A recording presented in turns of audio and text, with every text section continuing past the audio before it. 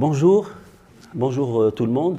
On arrive à la fin de la semaine. Nous sommes à la dernière rencontre du matin. Et comme on dit en français, j'y ai pensé en arabe. Comment on dit? Comment on dit quoi? Que la fin. Ça finit en beauté, okay. C'est ça? Ah. Le meilleur est pour la fin. Voilà, le meilleur est pour la fin.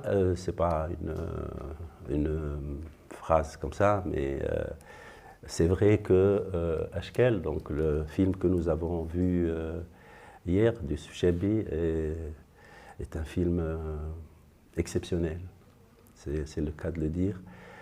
Un film exceptionnel parce que de quelque côté qu'on le prend, ou qu'on le prenne, je ne sais pas comment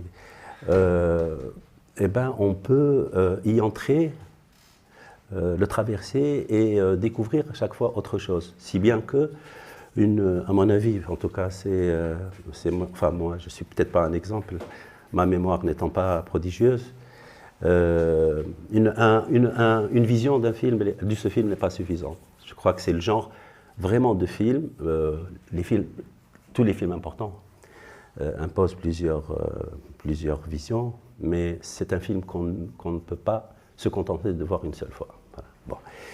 C'est-à-dire que plus on le voit, plus on voit des choses, plus on le voit, plus on voit des choses. Et de ce point de vue, je trouve que, même replacé dans le paysage, y compris du cinéma tunisien, il est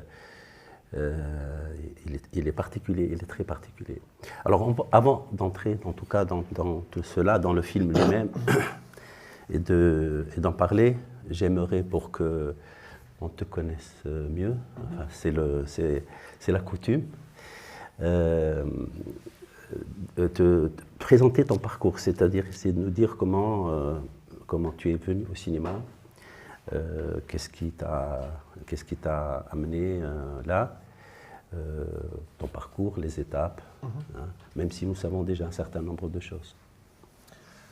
Je pense qu'au début, avant de vouloir faire des films, j'ai vraiment une cinéphilie qui s'est installée depuis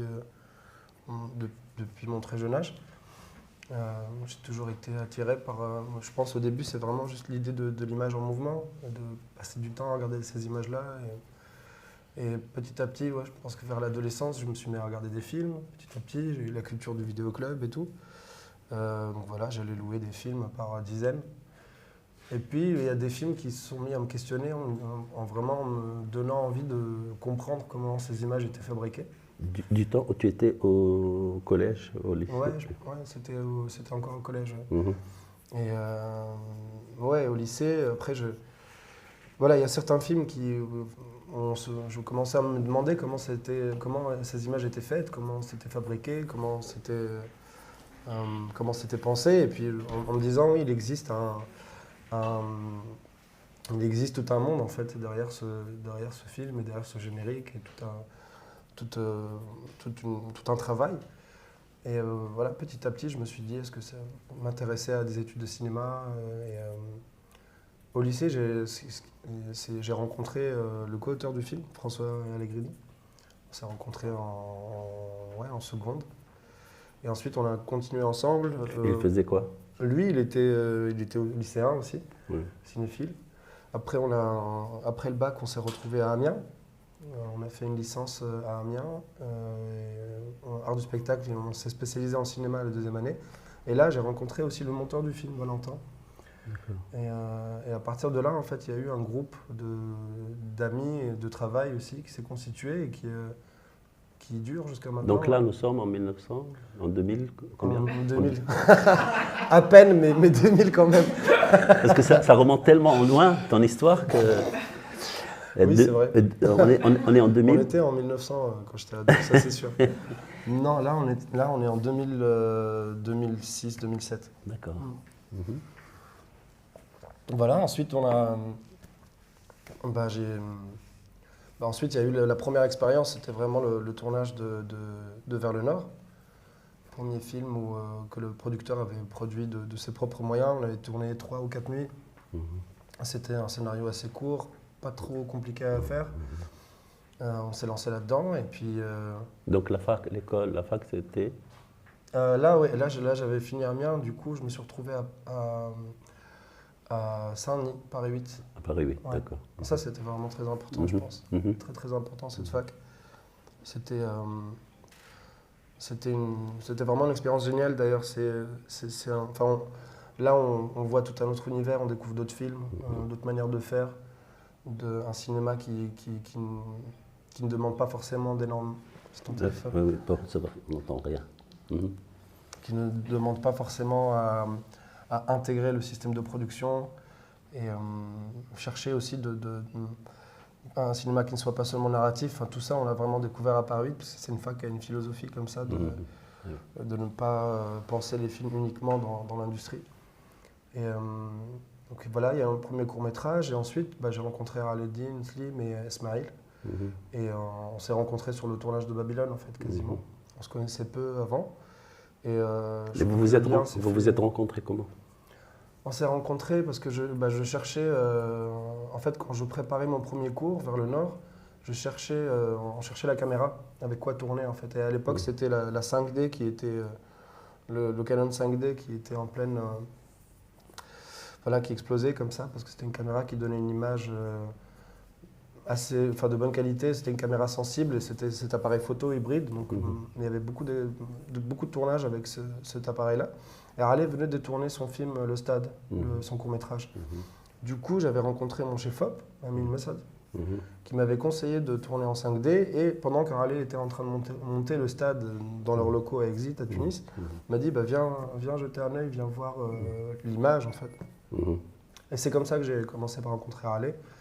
Ensuite, on a tourné vers le nord et un an plus tard, on s'est retrouvés à tourner Babylone ensemble. D'accord, très bien. Tout le monde a vu Babylone? Oui. Et après, donc, comment pour arriver à... Après, donc on a tourné Babylone. Le film a été bien reçu. En même temps, pour moi, c'est un film qui est très important parce qu'il m'a... Donc c'est un documentaire de 2 heures, mais on est parti passer quelques semaines dans un camp de réfugiés dans le sud de la Tunisie. Et on est parti sans vraiment prévoir le fait de faire un film. On est parti avec 2 caméras, il y avait un enregistreur son et un appareil photo. Et l'idée, au début, c'était vraiment pas d'aller faire un film, c'était plutôt d'aller voir de nous-mêmes, en fait, parce qu'on voyait que des images venant des médias et tout.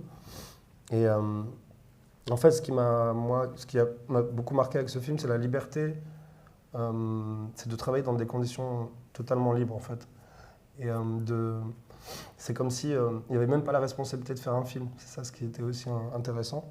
Et de vraiment laisser les choses se faire. Du coup, après cette expérience, une fois que le film a été fait, la liberté aussi qu'on a pris à le faire et la liberté qu'on a... En fait, c'était tellement libre comme forme que ça m'a un peu bloqué par la suite. J'arrivais pas à retrouver les mêmes éléments, les mêmes composants pour enchaîner sur un autre projet. Et j'ai mis pas mal de temps à... Non, ensuite, il y a eu un court-métrage. Bon, le court-métrage s'est fait assez vite après, donc Les Profondeurs. Mais quand je pensais à un film long, j'arrivais pas vraiment à retrouver en fait cette même liberté qu'on a eue sur le tournage de Babylone.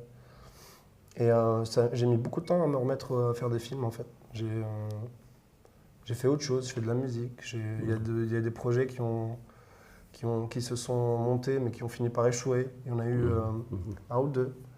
Et à chaque fois, ça prend quand même 2, voire 3 années de travail, d'effort. Et puis voilà, ça disparaît d'un coup.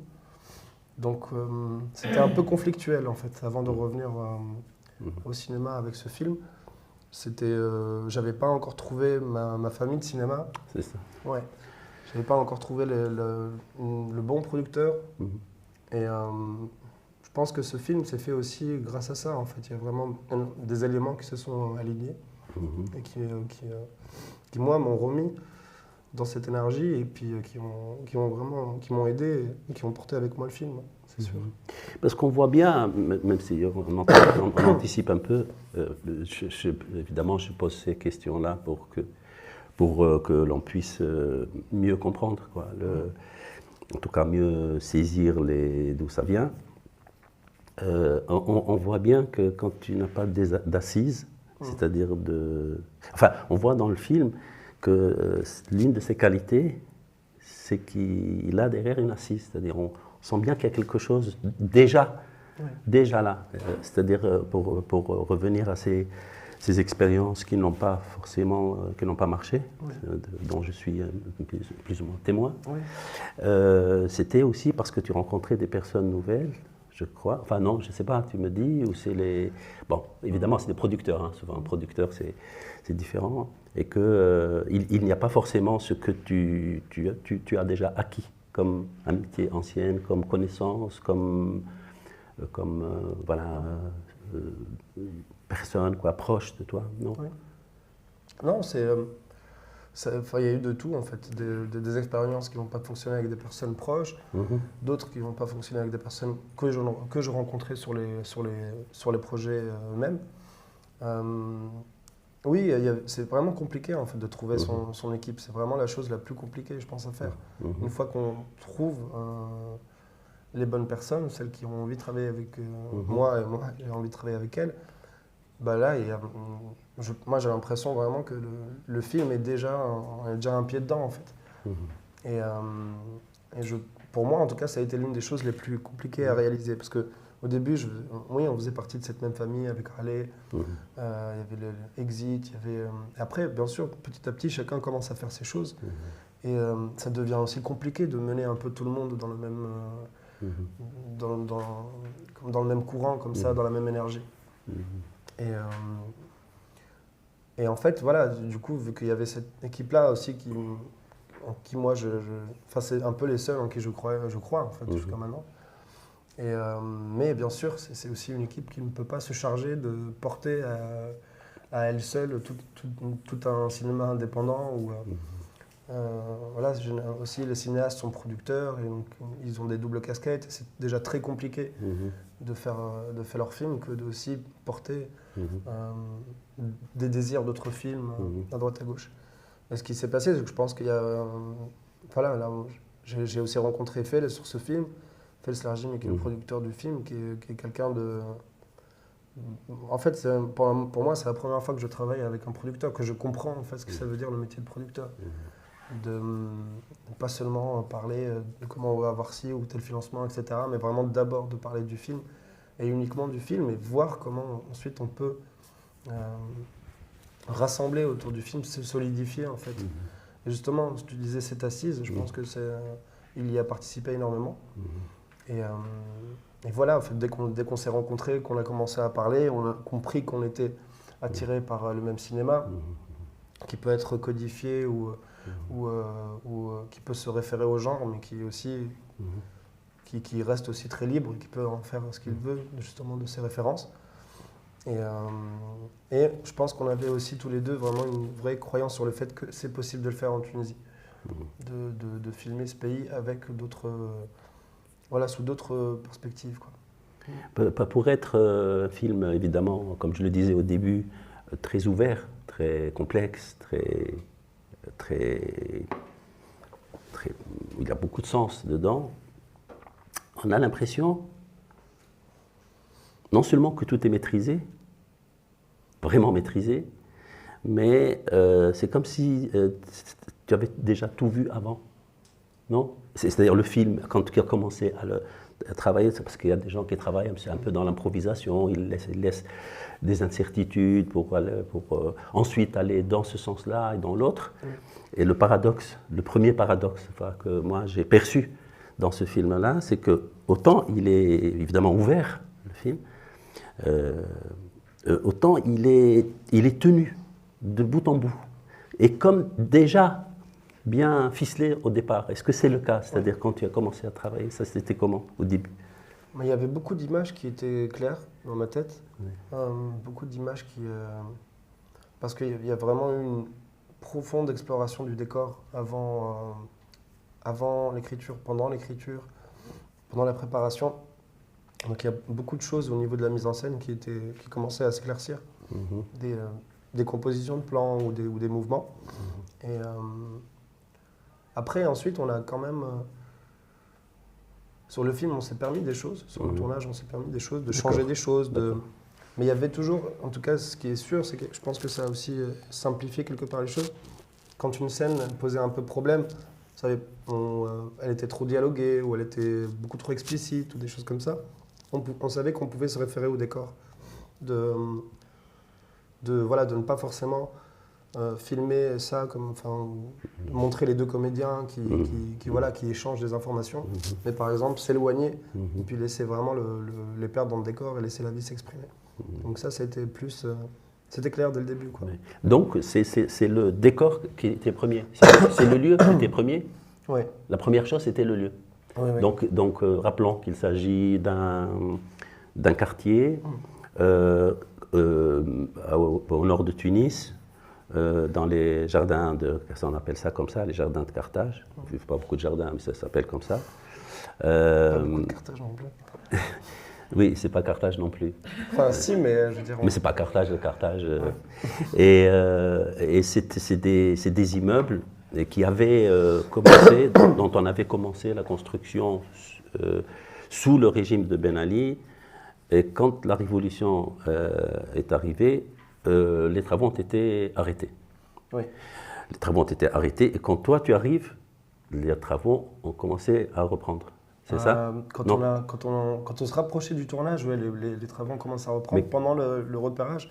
Pendant le repérage, c'était encore comme ça. Ouais. Et alors, comment tu as découvert pourquoi ce lieu est arrivé avant le reste? Qu'est-ce qu'il a de spécial pour toi à ce moment-là, je veux dire? En fait, ma mère, elle a obtenu un petit terrain là-bas. D'accord. Ma grand-mère l'avait inscrite dans... Et je crois qu'ici, l'équivalent, c'est genre le PLL, un truc comme ça. Et donc, elle l'avait inscrite dans une liste. Et puis, au bout d'un moment, je ne sais plus quelle autorité t'appelle et te dit, voilà, et vous avez un lot que vous pouvez acheter à un prix complètement cassé. Et on lui avait affrété un lot là-bas. Donc, elle a eu un petit terrain.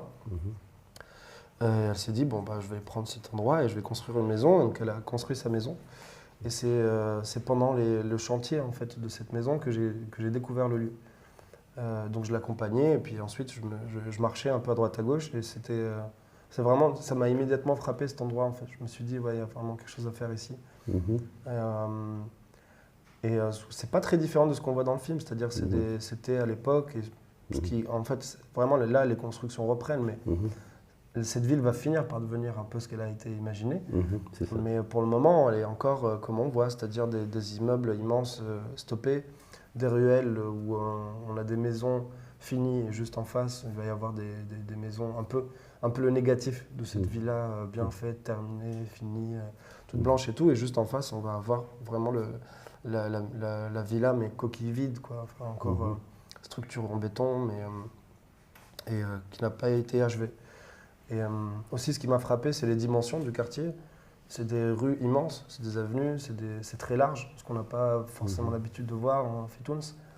Il n'y a pas de ces petites ruelles, il n'y a pas les petites ruelles qui sont un peu sinueuses. Et tout est vraiment carré, droit. Voilà, c'est ça ce qui m'a frappé. On a vraiment l'impression d'être dans un décor un peu de science-fiction. Moi, je dis toujours que cet endroit me fait penser à un studio de cinéma à ciel ouvert.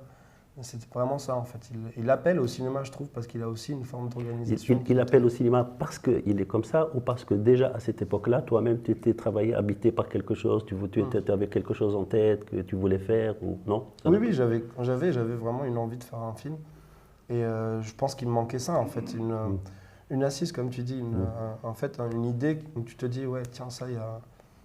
ça vaut le coup parce qu'il y a quelque chose à capter, mais je pense que oui, j'avais un désir de cinéma et je pense que ce lieu aussi, il s'apprête à un film, quoi, ou à apporter un film, une narration. Et Et aussi, il y avait toujours ce sentiment étrange, parce que non seulement il y a l'organisation de la ville telle qu'elle est, mais en plus, il y a vraiment cette sensation qu'elle dégage. C'est-à-dire que quand on marche là-bas, hein, je le dis souvent, on a vraiment l'impression d'être observé par tous ces immeubles, qui ne sont pas, par exemple, squattés, qui sont juste vides, faits depuis 10 ans. Oui. Et donc voilà, quand on marche, on a vraiment l'impression d'être suivi du regard. Et donc voilà, aussi au bout d'un moment, j'ai commencé à entrer dans ces immeubles pour voir. Et puis... Parce que tu t'occupais un peu du chantier de ta mère? Oui, j'y allais de temps en temps avec elle. Ouais. Oui. Et pourquoi tu dis ta mère? C'est ta mère qui l'a acheté, c'est-à-dire pour elle? Je suis désolé. Non, pour la famille. C'est pas de la psychanalyse que je fais. Mon père et ma soeur ont le droit d'y habiter, et moi aussi de temps en temps. D'accord, ok. Oui, très bien. Non, mais c'est elle qui a entamé en tout cas cette construction-là. Et oui, voilà, pendant le chantier. Donc tu observais à partir de là, tu observais à partir de là. C'était un peu un point repère, oui, mais ensuite j'allais marcher dans le quartier et puis en fait il y avait, c'était un peu dans ce coin-là, en tout cas c'était le seul endroit qui était en train d'être reconstruit, cette maison.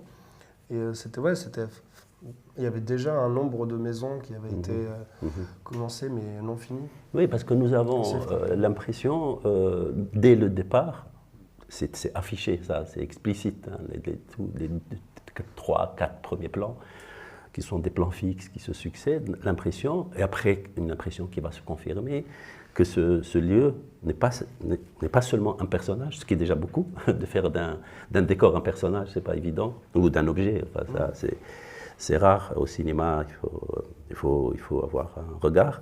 Donc on voit qu'il est là, tu disais, il témoigne, tu as l'impression qu'il regarde. Oui. Mais c'est encore plus, on a l'impression que c'est un personnage collectif.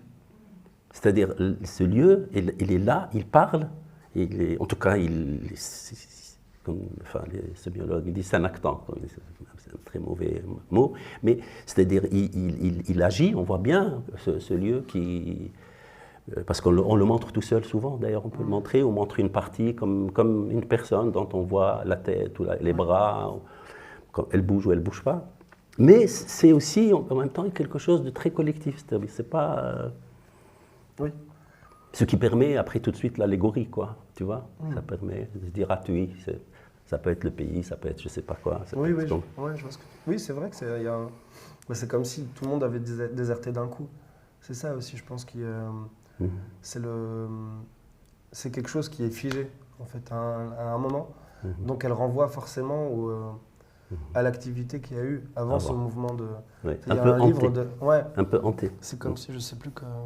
Ouais, il y a un auteur qui avait écrit, Gilles Ortlieb, il avait fait un livre sur un peu les régions de la Lorraine et tout, quand ils étaient en pleine expansion d'activité sidérurgique et tout. Et puis d'un coup, ça s'est arrêté, cette activité, pour décrire en fait, il disait que le vide, c'est surtout l'autre fois plein. Oui, c'est ça. Et c'est ça ce qui est frappant dans ce lieu aussi. C'est parce que toi, tu dis des ruines modernes, je crois que c'est l'expression que tu emploies. Et justement, c'est à la fois des lieux en construction, c'est-à-dire qu'ils ne sont pas achevés, mais en même temps, ils sont presque déjà morts, quoi. C'est-à-dire, ils sont aussi dans le passé, puisqu'ils ont été vidés, ça n'a pas été. Et moi, tout de suite, je vois l'allégorie, quoi. Quand je vois ça, tout de suite, je pense à une situation, à un pays, à une révolution, tu vois, etc. Mais bon, on y arrivera, c'est pas grave. Ça vient tout seul, ça, après. Et ça, c'est très étonnant, effectivement. On a l'impression... D'ailleurs, la caméra, alors, on est toujours au début, quand elle montre, c'est-à-dire, elle ne décrit pas un lieu, elle ne met pas, comme on dit, on appelle ça les conséquences d'installation, establishment shot, je ne sais pas quoi. C'est-à-dire les séquences qui installent un film. Souvent, c'est comme ça qu'on dit dans les scénarios. Il faut bien mettre en place d'abord ton décor, tes lieux, etc., pour que les gens comprennent. C'est pas le cas. C'est-à-dire, tout de suite, la caméra a l'impression qu'elle cherche quelque chose. Quand elle bouge, j'ai l'impression qu'il y a quelque chose qui est parti, qui est caché, ou qui peut revenir. Oui. D'ailleurs, ça va revenir beaucoup après tout. Et qui hante et qui est d'une importance capitale, quoi. Pour la caméra, j'entends, pas pour la fille, qui est effectivement l'incarnation directe, immédiate de la caméra. Et ça, c'est très frappant. Ce choix-là de mise en scène, il est venu comment? C'est vraiment l'idée, dès le début, de traiter ce décor comme un personnage. C'est-à-dire que le film puisse exister alors que, grâce à ce décor, même si les personnages de Fatma et Batal n'ont pas encore amené leur narration à l'intérieur. Et c'était important tout de suite de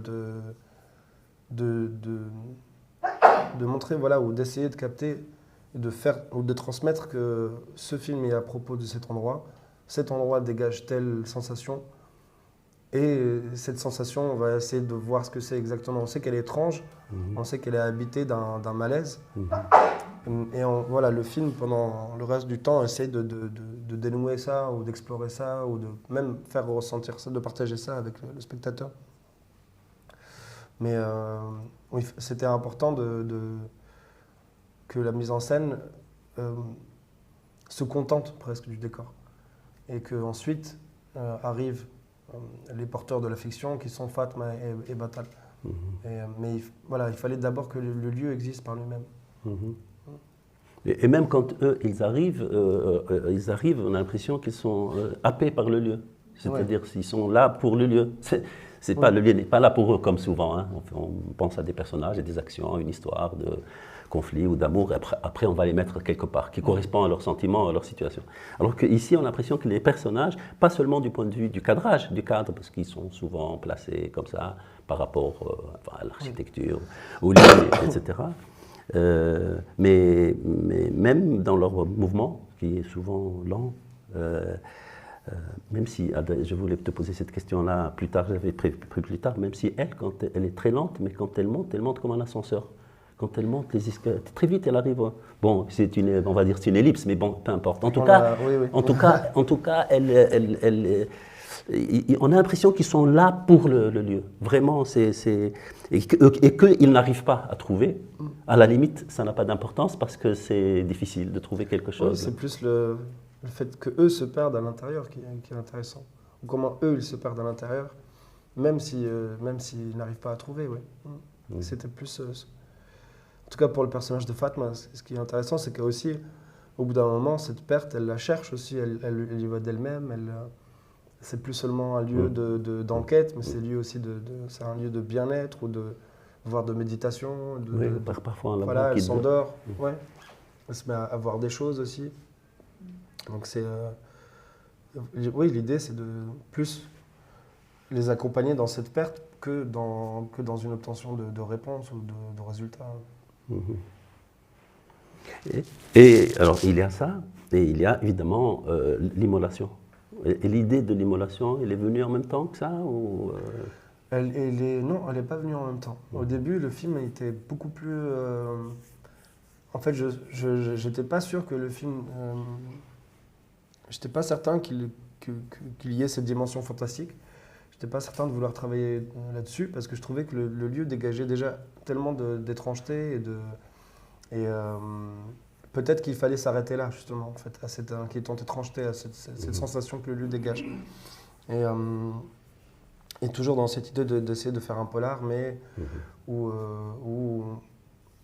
traiter le lieu comme un labyrinthe, mais il n'y avait pas cette dimension fantastique. Après, c'est vraiment ce mouvement de cette ville qui se fige. Je veux dire, en deuxième, la première sensation, c'était waouh, ce lieu est extraordinaire, il faut tourner un film là-dedans. Et comment ensuite, de quoi le remplir, ça s'est posé plus tard. Et c'est sûr que c'était impossible de séparer le fait que la ville a été figée d'un coup. Du geste de Mohamed Bouazizi qui s'est immolé fin 2010. En fait, ça a eu une conséquence directe, mais vraiment directe, sur le fait que la ville s'arrête, ou que le développement de la ville s'arrête. Du coup, l'élément du feu est lié forcément à cet endroit. Petit à petit, en fait, j'ai commencé à me poser la question, est-ce qu'on peut travailler avec ce motif? Est-ce que c'est pas trop? Est-ce qu'il n'est pas trop évident? Est-ce qu'il n'est pas trop fort? Est-ce qu'il n'est pas trop chargé politiquement? Et est-ce qu'on peut l'emmener ailleurs, en fait? Et à un moment, je me suis dit que oui, parce que Parce que c'est une image tellement forte qui... Oui, mais tu l'as brûlée, cette image. C'est-à-dire qu'elle se répète tellement. Oui.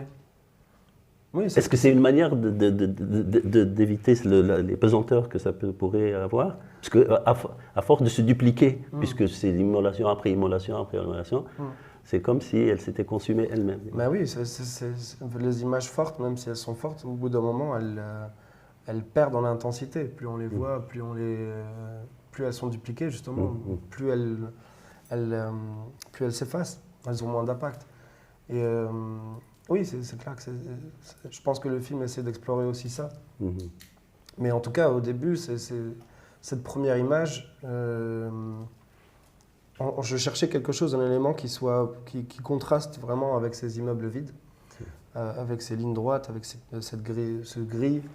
Et l'idée du feu, c'est petit à petit imposé comme un élément qui est beaucoup plus abstrait, qui est plus instinctif et qui viennent comme ça sans trop choquer avec cette ville, mais en fait, cette ville, elle représente aussi énormément de choses qui sont en dehors de la ville, c'est-à-dire le fait d'avoir les idées bien arrêtées, de ne pas vouloir voir un peu à droite, un peu à gauche, d'être fixé comme ça dans une forme de réel. Et puis le feu vient aussi questionner tout ça. Les protocoles, tout ce qui est, le pouvoir, les décisionnaires. Il a commencé par faire ça avec cette ville. Mais je pense que dans le film, il essaie de sortir de cette ville aussi, puis d'envahir au-delà de cette ville. Mais voilà, moi, ce qui m'a gêné au début, ce qui m'a questionné plutôt, c'était est-ce que c'est éthiquement, même, on va dire, est-ce que ce n'est pas trop de travailler sur une image réelle, en fait, qui est éminemment politique et qui a transformé en fait, tout ce qui s'est passé et tout ce qu'on connaît maintenant, et de se dire, allez, je vais quand même essayer de la traiter d'un point de vue fantastique et ne pas seulement être dans l'hommage dans l'hommage de ce réel-là. En fait, l'image, elle est devenue tellement iconique que justement, elle explose le réel. Le réel n'arrive plus à la contenir. Donc, c'est une image iconique. C'est quelque chose qui peut émaner de la réalité, mais qui peut aussi plonger dans des interprétations beaucoup plus larges. Et voilà, donc c'est ce qui m'a aussi conforté dans cette idée, en me disant non, on peut se saisir d'un motif éminemment politique pour essayer de l'explorer autrement. Et ce qui m'a aussi intéressé dans cette... Pardon, juste, tu finis. Ça, tu en as discuté avec ton co-scénariste? Oui, on en a beaucoup parlé, oui, bien sûr. En fait, on s'est dit... Mais c'est de toi qu'elle est venue, l'idée? Du feu? Oui. Oui, parce que je suis quand même plus là-bas que François. Oui. Et il y avait, en fait, avec François, il y avait beaucoup de choses qui étaient déjà établies. Et quand il est venu avec moi sur l'écriture, il est beaucoup plus méthodique que moi. Moi, par exemple, les personnages sortaient du quartier, ils allaient explorer un autre endroit. Il y avait 30 ou 40 pages de scénario qui racontaient ça, mais ce n'était pas vraiment utile, en fait. Tu vois, lui, il va arriver, il va lire, il est beaucoup plus... Non, en fait, ce qui est intéressant, c'est de rester dans le quartier, de plonger encore plus dans cet étouffement. Voilà, notre relation s'est beaucoup faite là-dessus. Je sais plus ce que je disais. Et donc, non, tu parlais de l'image qui, en fait, qui ne renvoie pas forcément à une réalité, mais qu'elle elle est fantastique. Enfin, presque se suffit à elle-même, quoi. Oui, voilà. Donc, et puis, c'est aussi une image qui... Ça dépend de ce qu'on choisit de voir. Ça dépend de... Il y a la première lecture qui est politique et qui est celle qui est transmise à toutes et à tous. Donc c'est comme ça qu'on comprend. Mais on peut aussi choisir de la voir d'un autre point de vue. Quelque chose de peut-être plus d'incompréhensible en fait. Qu'est-ce que ça veut dire de se faire ce geste-là? Est-ce que par exemple... est-ce qu'il n'y a pas aussi cette personne qui se fait super ça? Est-ce que elle ne devient pas quelque part... est-ce que ce n'est pas un geste prophétique? Est-ce que ce n'est pas un geste aussi qui peut s'approcher d'une lecture plus mystique ou spirituelle, voire religieuse? Pour moi, c'est aussi je parlais hier de certaines représentations du prophète chez les Perses. où on voit qu'on cache son visage Oui. avec une flamme, une Oui. sorte de flamme sacrée. Oui. Moi, ça m'a frappé en fait, cette image, ces miniatures, je les ai rapprochées de quelques vidéos qu'on a vues de personnes qui s'immolent comme ça en pleine rue. Parce qu'il y a aussi cette figure de l'immolé, c'est quelqu'un qui perd son identité complètement. La figure de De l'immolé. Oui, c'est ça. Qui perd son identité, qui perd sa matérialité, qui perd son nom, qui perd tout. En fait, il y a quelque chose de le feu modifie le corps, et puis les personnes qui s'en sortent, elles n'ont plus de visage quelque part, ou elles n'ont plus. Et c'est ça ce qui, je trouvais qu'il y avait des liens à faire. Je ne sais pas s'ils sont tous légitimes ou pas, mais c'est vraiment une image qui se met à dialoguer avec une autre, et une autre, et une autre. Et pour moi, ce film, c'est un peu ça, c'est emprunter des images, des motifs de l'histoire récente de la Tunisie, et d'essayer de les sortir d'une simple lecture politique, alors qu'elles le sont éminemment. Oui, et puis elles le sont in fine, politiquement. Oui. C'est le film, il est politique en fin de compte, quoi. Oui, voilà. Pas d'emblée, comme beaucoup de films qui ne le sont pas, à l'arrivée. Oui. Et le fait que ce soit une fille qui soit la plus attirée par ça, la plus obsédée, parce que c'est elle qui est la plus, on va dire, oui, attirée, sidérée. Ça, c'est venu vite aussi, tout de suite. Je savais que c'était une fille. Oui. Je savais que c'était un duo. Au début, le personnage de Fatma, elle était... en fait, avec elle, ce qui est intéressant, c'est que plus on avançait, moins on avait besoin de... Enfin, moi, j'avais de moins en moins besoin de justifier son existence, ce personnage. Au début, par exemple, il y avait les premières versions du scénario, elle était la nièce de Batal. Et c'était un peu pour faire comprendre pourquoi une femme se retrouve à être flic dans le système de la police en Tunisie, etc. Et après, on s'est dit, mais non, en fait, elle peut juste être une femme qui est flic. Elle est quand même la fille d'un homme. Oui, il y a ça, mais ça, c'est plus un... Parce que, en fait, oui, son père dans le film. C'est le fondateur de la... C'est l'un des participants de cette instance. Mais ça, c'est plus comment dire, c'est plus un outil scénaristique pour placer ce personnage dans une position inconfortable. Et on le voit comme ça, d'ailleurs. On le voit comme un élément de scénario. Il fallait la marginaliser par rapport au reste du corps policier. Mais il ne fallait pas, je trouve, lui créer une sorte de justifier pourquoi, en fait, une femme flic en Tunisie, voilà, on s'est dit non, elle va juste exister plutôt que de justifier pourquoi elle existe. Et donc voilà, je trouve que ça règle. Et on ne sait pas d'ailleurs ce qui l'attire là-dedans. On ne sait pas, plus on avance, plus on est incertain par rapport à elle. Qu'est-ce qu'elle est, quoi? Elle est illuminée, elle a un chagrin d'amour très fort, elle cherche quelque chose, on ne sait pas, elle n'a même pas une identité même féminine très appuyée, elle est couverte souvent, n'est-ce pas? Alors qu'après elle va être entourée de nus. Comme si elle était à la fois un relais, je veux dire, du cinéaste ou de la caméra, et en même temps peut-être justement proche de ce lieu parce qu'elle est moins incarnée. Oui, c'est vrai. Oui, c'est ça en fait. Elle a moins elle a moins un historique et peut-être ce manque d'incarnation lui permet du coup d'accueillir en fait ce qui transpire de ces lieux, ce qui se joue dans ces lieux. Alors que oui, Batal, il est beaucoup plus administratif dans sa vie. Oui, c'est ça. On voit sa famille, ses enfants, sa femme enceinte. Enfin, il est très... Voilà, on comprend que ça fait des années qu'il est là, que c'est l'un des flics qui a survécu. Je rappelle, pardon, que l'acteur, c'est le même qu'on a vu dans le film de Gilani, évidemment. Il est reconnaissable. Oui. Et oui, il y avait... En fait, je pense que les personnages aussi dans ce film nous emmènent, ils sont pas très développés. C'est ça. C'est un peu des archétypes.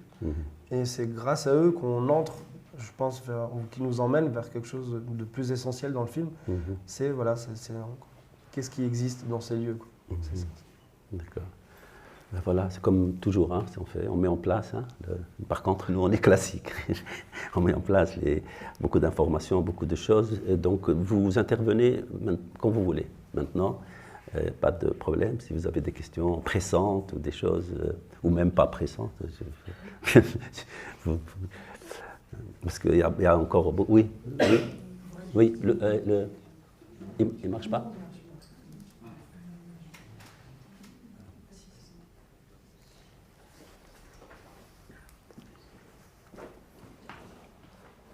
Je voulais en profiter pour... Parce que...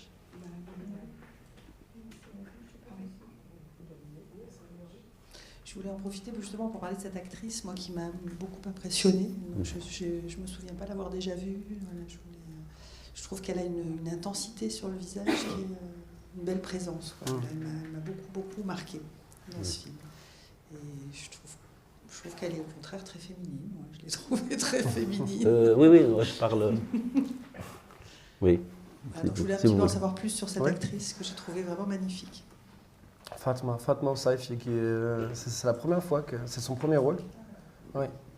Elle n'avait pas joué avant. Fatma, elle vient de la danse. Elle est danseuse de tango. Elle est professeure de tango aussi. Et on s'est rencontrés Fatma, on s'est rencontrés en 2015 ou 2016 sur un film qui ne s'est pas fait d'ailleurs. Ouais. On a commencé à travailler sur un autre projet et on a bossé pendant 1 an et quelques.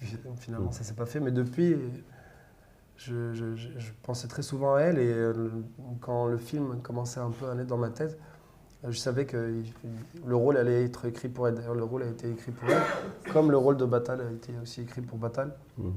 Et non, Fatma, elle est géniale parce qu'elle est arrivée sur ce plateau, elle jouait en fait. C'est ça ce qui est intéressant. Je veux dire plus que, je dis pas jouer le jeu d'acteur, mais vraiment jouer avec, en fait se dire, bah voilà, je vais passer 2 mois de ma vie à camper une flic. Et elle a joué, elle a pris d'une manière assez ludique en fait aussi, elle est rentrée dans ce personnage.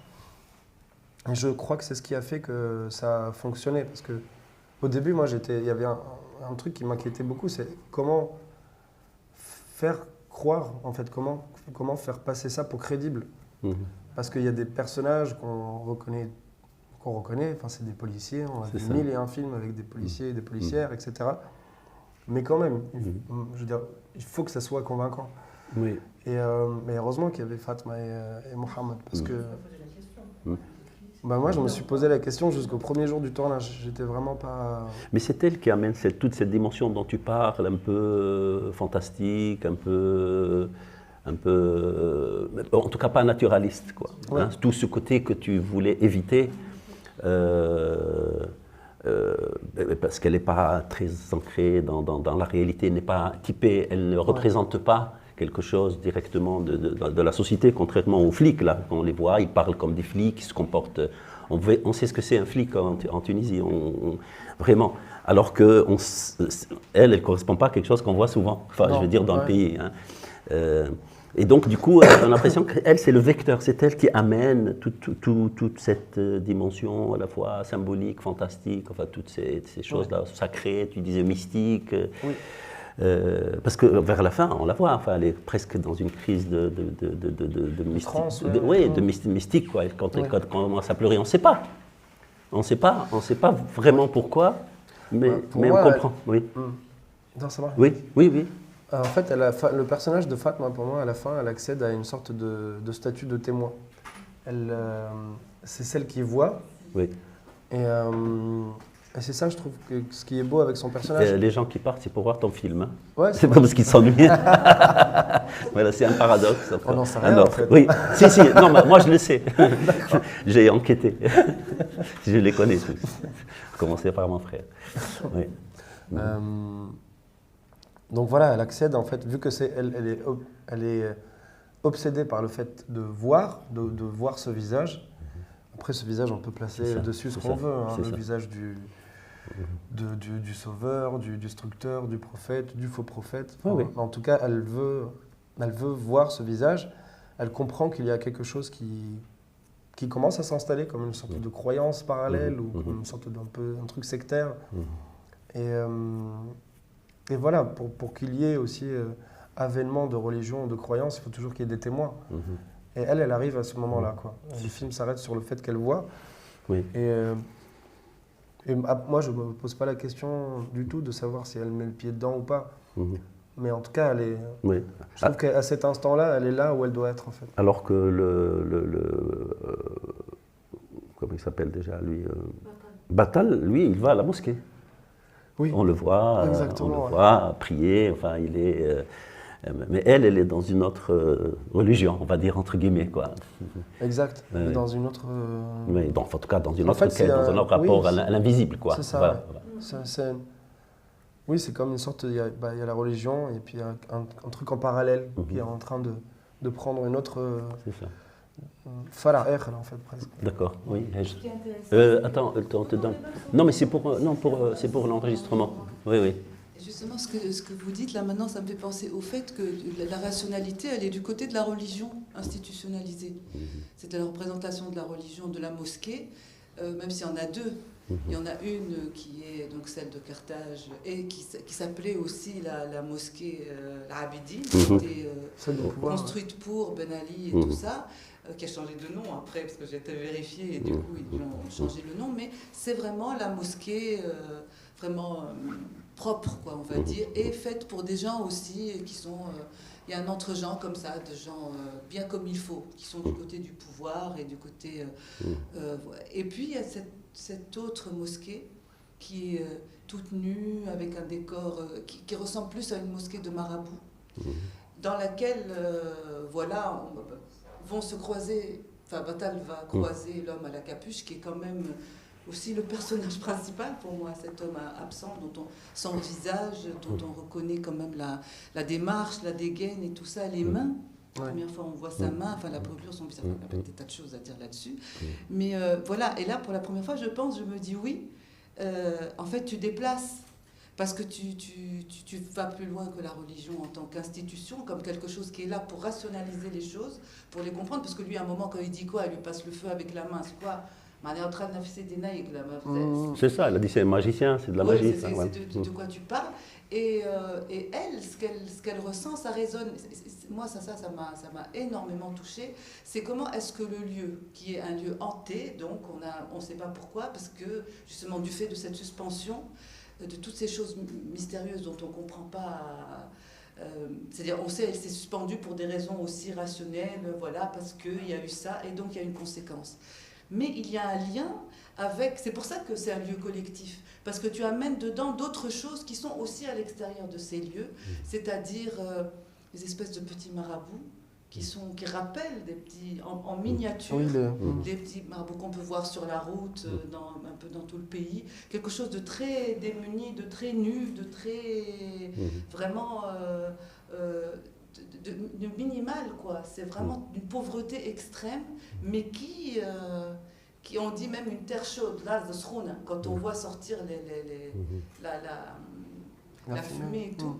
On a l'impression qu'il y a des êtres aussi qui vivent sous terre et qui sont prêts un peu comme l'urbain, enfin toutes ces réalités. Enfin, je ne sais pas comment appeler ça, mais qui vivent aussi avec les autres, enfin tout ce monde invisible. Et donc voilà, et Fatma, elle est là-dedans, elle commence comme si à la fin, on ne sait pas, elle est bouleversée, elle est, voilà, en voyant ce grand brasier où les gens vont se jeter, mais elle est... c'est comme si elle avait commencé comme si un pan d'un voile, je ne sais pas lequel, pouvait peut-être à cet endroit-là se lever, même il y avait une possibilité de révélation, mais une possibilité très ténue. Ouais. C'est ça qui, à mon avis, rend cette fin incroyable. Et d'ailleurs, par rapport au scénario, parce que je me suis beaucoup... autant, c'était clair, les partis pris de cadrage, on va dire, ça c'est clair. C'est un film de plan aussi. Il y a des films qui sont comme ça, des films de plan. Enfin, des films de plan plus que des films de séquence. Un film de séquence, puisque ça n'aboutit pas, on ne sait pas où ça va. Autant le plan, le travail sur l'image est évident, autant le scénario l'est moins. Oui. Et alors, justement, moi, ce que j'ai perçu, alors dis-moi, rassure-nous, ou Démon, exactement comme pour le film qui commence par de façon réaliste, il y a quelque chose qui se passe, il y a des flics qui arrivent, qui enquêtent, quoi. Ouais. Et puis, tout très vite devient politique, puisqu'on voit l'instance de justice, de machin, tout le truc politique, on le voit, tout le social, etc. Et puis, à mesure que nous avançons, effectivement, cette dimension-là s'effrite, en tout cas, ou elle s'ouvre. Elle s'ouvre sur autre chose, hein, beaucoup moins concret. Et c'est pareil pour la fille, c'est-à-dire, elle... Au départ, c'est les policiers, enfin les flics. Et puis petit à petit, à mesure que le film, à la fin elle est évidente, elle devient un personnage qui relève d'un autre registre que celui de la société ou de la politique, quoi. Voilà, qui serait, pas forcément. Alors, c'est entre beaucoup de choses. Je pense à des séries, moi. Hein. J'ai pensé aux trucs de séries, j'ai pensé au fantastique, j'ai pensé aux religieux, j'ai pensé. Enfin, bon. Mais, et c'est ça que je voudrais t'interroger là-dessus, elle avance quand même un tout petit peu. Elle n'arrive pas à grand-chose, hein, mais l'image s'incarne de plus en plus. Pour elle, puisqu'à la fin, il y a quelqu'un quand même qui est encore là, qui va peut-être s'en sortir et qui va peut-être lui donner la possibilité de retrouver un corps, quoi. Mais est-ce que ça, tu peux expliquer parce que c'est ça qui donne aussi au scénario, qui le fait avancer aussi. Parce qu'il faut bien qu'elle avance un tout petit peu dans ses recherches, quoi.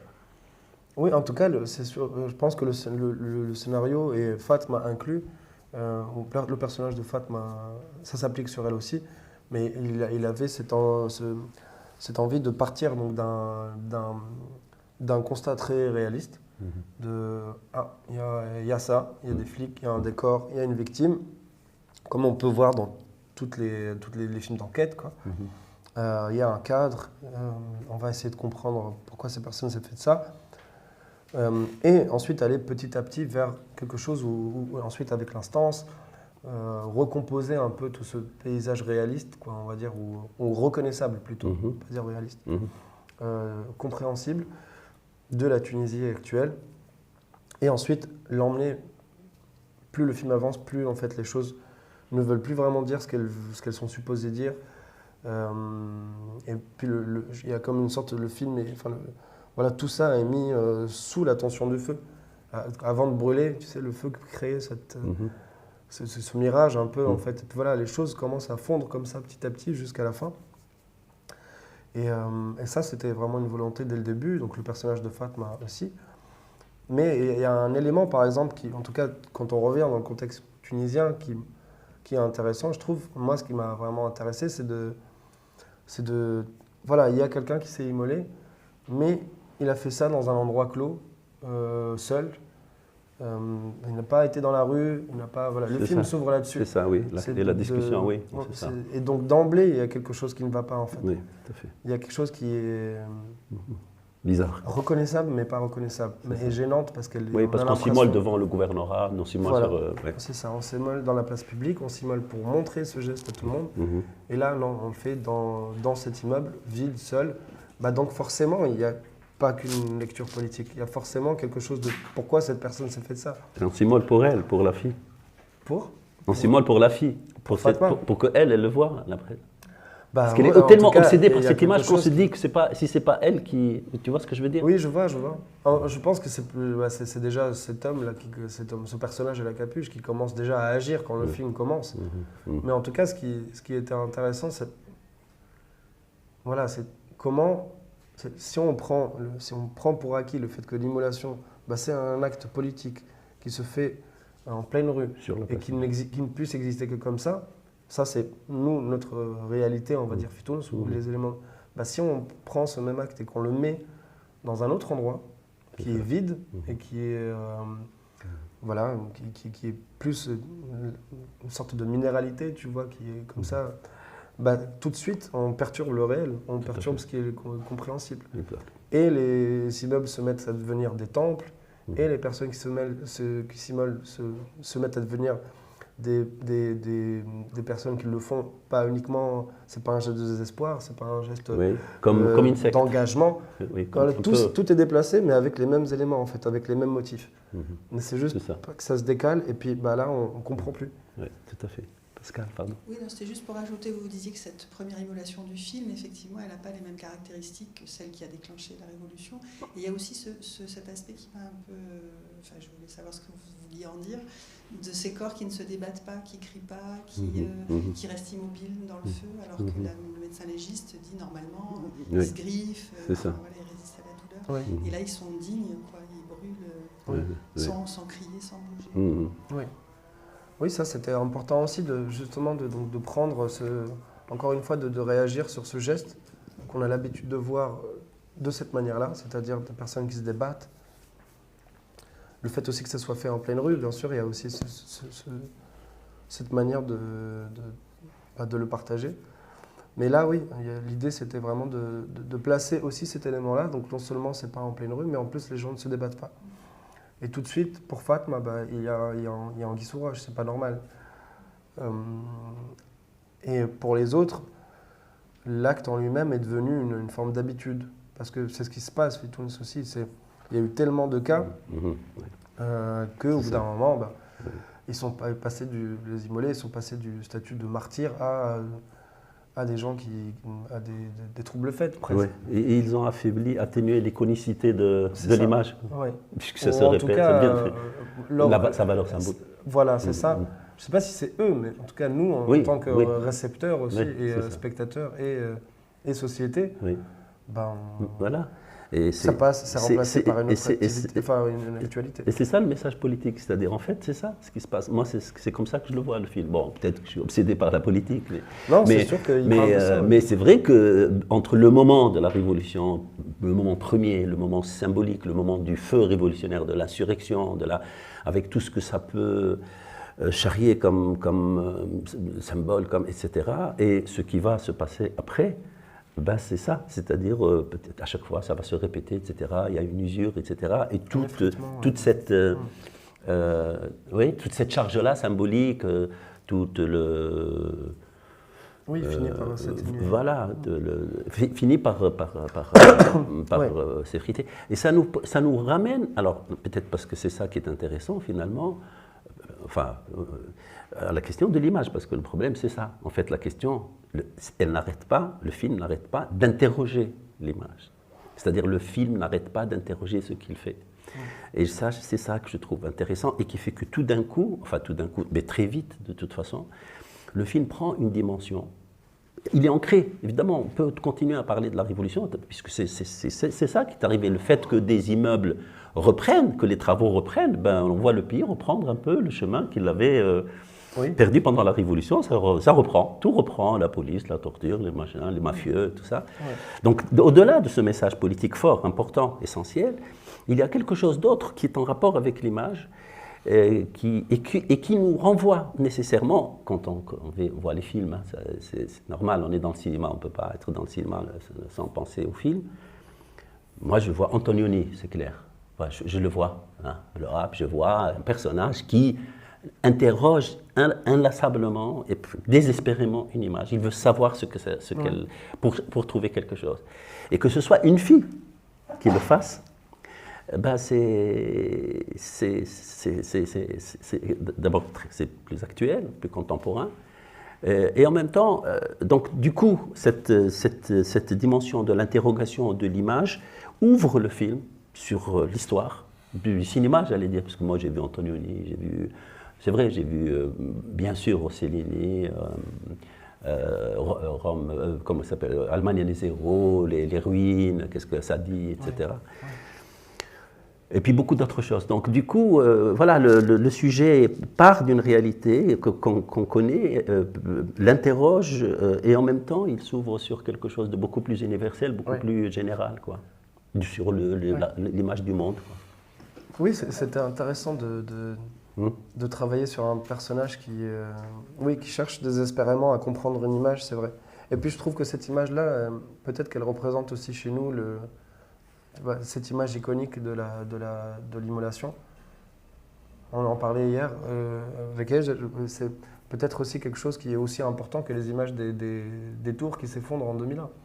C'est des images qui profondément modifient le réel et qui deviennent iconiques. Et donc du coup, obsédantes et qui ne peuvent plus se suffire à une seule lecture et à une seule interprétation. Oui, Et du coup, oui, ce personnage... Oui, parce qu'elles détruisent des choses, elles détruisent beaucoup de choses. Elles ouvrent à d'autres... Moi, ça me renvoie à la notion de vérité aussi. C'est ça.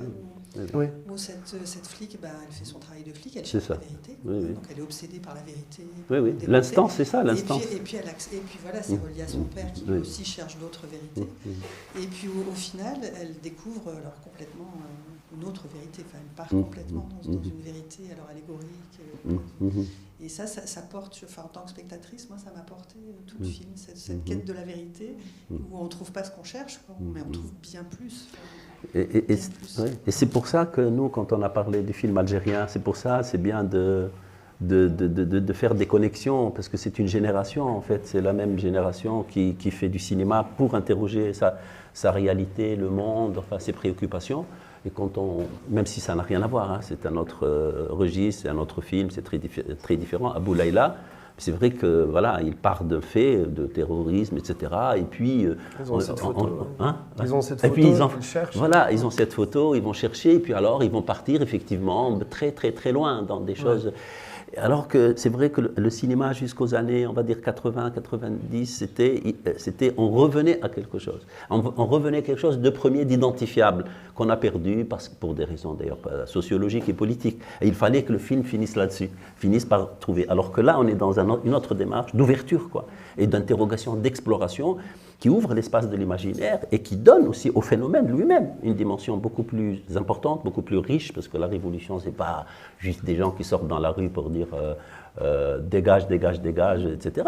C'est quelque chose qui relève de la vitalité de l'être humain, enfin, c'est quelque chose de très, très, très profond, et qui peut avoir une signification fondamentale, essentielle. Donc ça élargit la perspective, ça ne nous éloigne pas, en fait. Absolument. Oui, et justement, par rapport à la dimension, la révolution, l'immolation de Bouazizi et d'autres, et de l'image de ce que ça fait, en fait, le discours qui glorifie le martyr, etc., et qui en fait donc un discours politique, il réduit, en fait, on a l'impression qu'on glorifie cette image pour en finir avec elle. Oui, pour la fermer, l'achever. Pour la fermer, l'achever, on n'en parle plus parce qu'elle est trop dérangeante, parce qu'il n'y a pas de réponse à ça. C'est comme pour le terrorisme, c'est pas pour les gens qui prennent l'âme, mais ce sont des choses, on sait pas, c'est quand même incroyable, quoi. Donc, pour en finir avec cet incroyable-là, on va glorifier. Et puis toi, avec ce film, tu dis non. Elle est là, elle est encore là, parce que quand même l'image de Bouazizi qu'on a vu aussi, ça a été une image aussi qui a servi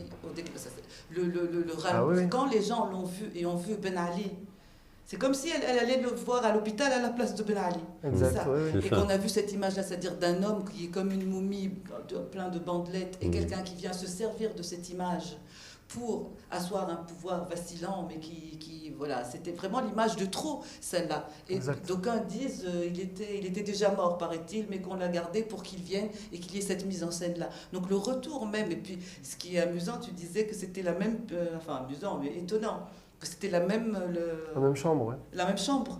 Que Ben Ali... Par hasard, là où était Bouazizi. Quand on a tourné, la chef de service nous a dit que... c'était le hasard. C'était même à l'hôpital, oui, c'était le hasard. Oui, des brûlés, parce que c'est l'hôpital, c'est le même service. Et par rapport aux autres films, enfin, ça m'a rappelé que le film Plume, il commence par une immolation. Au milieu d'une espèce de lieu complètement désaffecté, avec des grues, des trucs, une usine, enfin un no man's land. Voilà. Ça commence par ça, c'est vraiment l'image fondatrice du film à laquelle il ne revient pas, mais enfin voilà, il essaye aussi d'interroger cette image-là. Oui, tout à fait. Oui. Non, mais on est une autre époque, une autre époque. Tu disais, Youssef, que en Tunisie, en tout cas, au bout d'un moment, toutes ces images d'immolation ont fait qu'on n'y prête plus attention. En tout cas, il n'y a plus la même force. Et moi, en tant que spectatrice de ton film, plus je voyais une immolation, plus j'en étais bouleversée. Et, moi, en tout cas, vraiment pour moi, dans l'émotion, et à la fin, c'est... Dans le film. Oui, bien sûr, dans le film, oui. Vraiment, c'est vraiment un ressenti de spectatrice face au film. Et aussi peut-être de Française qui n'a pas vécu toutes ces histoires d'immolation. Et je n'ai pas vu dans ma vie beaucoup d'images d'immolation. Il y en a en France, mais c'est vrai que... Et puis je suis un peu déconnectée. Oui, à Marseille, il y en a eu devant le truc aux maladies de la caisse de retraite. Voilà, pour moi en tout cas. Non, mais parce que ce feu-là, il consume une vérité supposée, mais il ouvre sur une vérité à explorer, infinie. C'est ça. C'est pas que ça...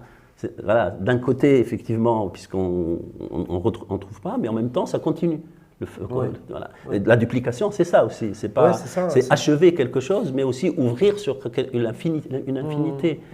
Jusqu'au moment où ça devient fantastique, mais vraiment, quand il y a eu tous ces mecs, il y avait une femme avec eux. Parce que j'ai vu une femme. Il y a quelques femmes, mais on ne les voit pas. Oui, c'est ce truc qui est un peu entre Pasolini, enfin, on atteint des choses, on atteint quelque chose d'extrême, quoi. Mais c'était important en tout cas que le film soit habité par ces images, et on s'est aussi beaucoup posé la question à quel point on peut les utiliser, à quel point on peut les représenter. Et je pense que voilà, de revenir sur le fait que ces images deviennent iconiques, il fallait en fait qu'elles soient impactantes. Et c'est important pour nous dans notre culture de l'image, je veux dire, je parle juste dans le domaine du cinéma, pas dans le domaine culturel général, où on a souvent, presque systématiquement considéré qu'une image illustre une réalité, alors que là, effectivement, ce qui est nouveau par rapport même au cinéma, c'est que, parce qu'elle est interrogée tout le temps, la caméra, elle est tout le temps en train de chercher quelque chose, quoi. Comme si c'est jamais suffisant. Tu as beau cadrer, tu as beau contenir, c'est toujours encore ouvert. Et alors, je voulais juste, c'est des questions un peu anecdotiques. Tu as lu le texte de Benjamin sur la photographie? Tu connais ce texte? Je crois, oui. Parce que lui, il dit la photo, en fait, quand un photographe, il est l'un des premiers à avoir dit ça, c'est très étonnant, il dit quand tu prends une photo où il n'y a rien, c'est parce que c'est un lieu de crime. C'est le lieu d'un crime. D'accord. Quand il n'y a pas de personne il dit la photographie, elle a amené ça. Elle a amené une représentation de l'espace comme étant le lieu d'un crime commis. Okay. Et c'est vrai que là, tu vois, on est tout à fait là-dedans, quoi. C'est vraiment, enfin, je me disais, je sais pas, c'est parce que tous ces lieux sont vides, mais ils ne sont pas vides à remplir, tu vois, habitables, comme on le fait en général. Il y a une maison, on ouvre la porte, on rentre, quoi, il y a un salon, on mange et on sort. Ces lieux ont été traversés par, comme tu le disais tout à l'heure, et quelque chose est encore là, qui n'est pas visible, mais qui est là, qui a marqué le lieu. Et peut-être l'image a-t-elle cette capacité, cette vocation de ramener, parce que l'image ramène toujours quelque chose du passé, quelque chose qui n'est pas visible, voilà, et que l'invisible, c'est vraiment son... Et ça, on le sent vraiment, on sent beaucoup, et on sent le film continuer et s'ouvrir, et ça, je trouve, en tout cas, de mon point de vue de quelqu'un qui observe l'histoire de ces cinémas-là, je ne sais pas si vous avez vu les films, c'est très très nouveau ça, c'est vraiment, enfin, il faut dire que dans le monde, dans le cinéma occidental, ça a été, il y a eu des choses comme ça depuis un certain temps, mais là c'est tout à fait nouveau, et d'autant plus nouveau que bon, il est question aussi de portable, hein. C'est pas ouais. Il y a tout ce que tu viens de dire sur l'image, et alors on n'a pas parlé du son. Oui. Qui est remarquable. Enfin, moi, c'est ce qui m'a embarqué d'entrée de jeu. Dès les premières images, alors il y a ce décor incroyable, le personnage, et le son qui l'accompagne. Et là, en 2 secondes, moi, j'étais partie. J'étais complètement embarquée. Bah oui, plus que mélomanes, et les musiciens. Oui, vraiment, ça, on le sent, mais à la première seconde du film. Ah oui, ça, c'est pas décoratif. Elle n'est pas décorative, la musique. Non, mais même si moi, c'est pas un truc vers lequel je vais immédiatement, la musique dans les films. Ça peut m'inquiéter. Je me dis que la musique peut tout de suite devenir un peu trop lourde, un peu trop écrasante par rapport à l'image, ou un peu trop présente. Et, elle peut phagocyter. Voilà. Mais là, on a été, je pense, assez généreux aussi dans la musique, dans le sens où on en a mis. Elle est vraiment présente dans le film. Mais ce qui était intéressant, c'est qu'avec le compositeur, tout de suite, il y a eu cette envie d'être toujours entre musique et sound design et bruitage Et on ne sait pas quand est-ce que commence une musique, on ne sait pas trop quand est-ce qu'elle devient un bruit. C'est ça.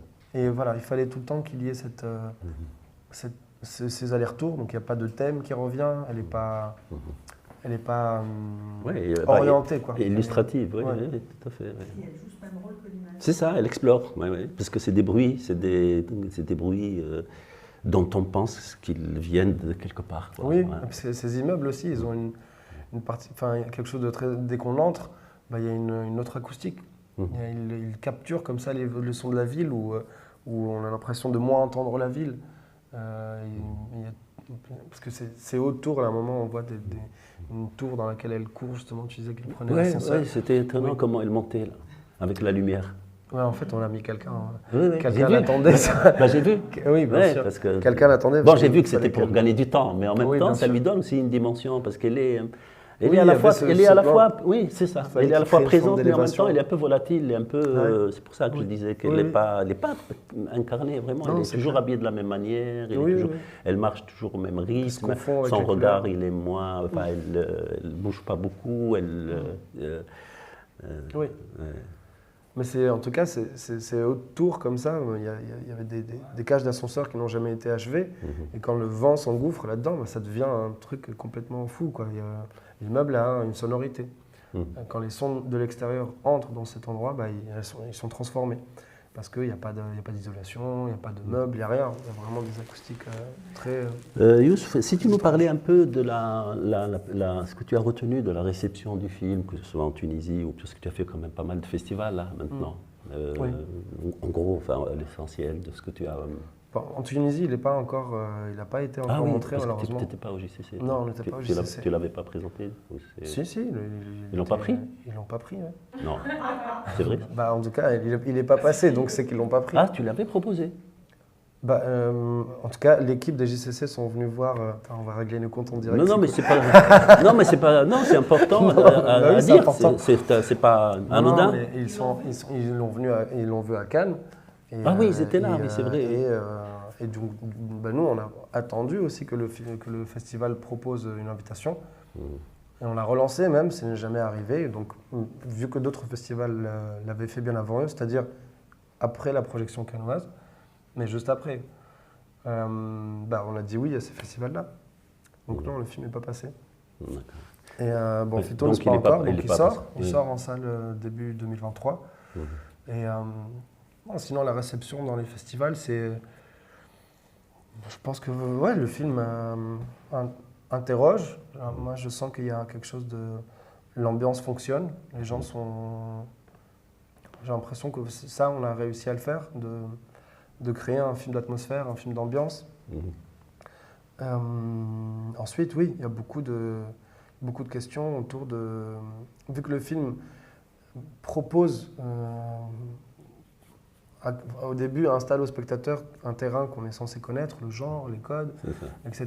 Et petit à petit, il se met à devenir il creuse, il y a des trous comme ça qui commencent à apparaître et qu'on ne remplit pas. Et c'est vrai que c'est un film qui laisse énormément de place, je pense, pour le spectateur. Et c'est ce qui est aussi intéressant. C'est vraiment pas pour éviter de donner de réponse, mais c'est pour dire sur certains sujets, comme la religion, comme... en fait, on choisit de croire en ce qu'on veut croire. On ne peut pas placer comme ça une Mais la curiosité interprétation, était positive, je dirais. Elle n'était pas. Oui. Il y avait déception. parfois une forme de déception parce qu'on va voir un film de genre et on s'attend aussi à ce que ce film de genre réponde et ne nous laisse pas dans un état de frustration. Et donc voilà, c'est ça qu'il y a pu avoir comme déception. Parfait, parce que là, tu as un débat bientôt. Oui. Ensuite, un bus à prendre. Oui. Merci beaucoup, Youssouf. Merci beaucoup pour ce... Une toute dernière question Ah sur oui, pardon. Ashkal. Forme nous a dit Oui. pourquoi le choix. Enfin, moi j'ai quelques idées là-dessus, mais je préfère entendre les tiennes. Donc Ashkal, c'est forme au pluriel. Oui. Et ça peut se référer aux formes géométriques. Oui, c'est ça. Oui, Le feu, à la géométrie, mais aussi au visage, à la silhouette de quelqu'un. Et la forme de cinéma aussi que tu proposes. C'est-à-dire où justement tu parles du film de genre et que tu nous balades ailleurs. Oui, moi je ne l'ai pas pensé comme ça. Je n'ai pas été dans le méta. Mais en tunisien, quand on dit Eshkel, chaque Eshkel, on peut dire c'est C'est aussi gueule. des Ça gueules, peut, ouais. ça peut avoir ça C'est aussi. plutôt la forme de ce visage. Les déformé deux, par les le deux. feu. En arabe classique, c'est les formes. Chaque C'est les ashkal. motifs aussi, ça peut Mais être aussi vraiment en vu arabe, comme, Voilà, c'est moi ça. je pensais aussi au côté plasticien du film. Oui, oui, c'est aussi, ça. Bah, oui. absolument. Oui, oui, tout à fait. C'est très ça. plastique. première chose à laquelle on pense. Oui, c'est très plastique. C'est très Oui, plastique. c'est ça. Et Oui. par rapport au feu, qui justement. C'est ça déforme. qui déforme. Ouais. Oui, forme et déforme. Voilà, c'est ça, forme et. Ouais, ouais. Très bien, merci beaucoup. Merci Merci. pour ce film. Nous attendons le prochain avec impatience. Yes.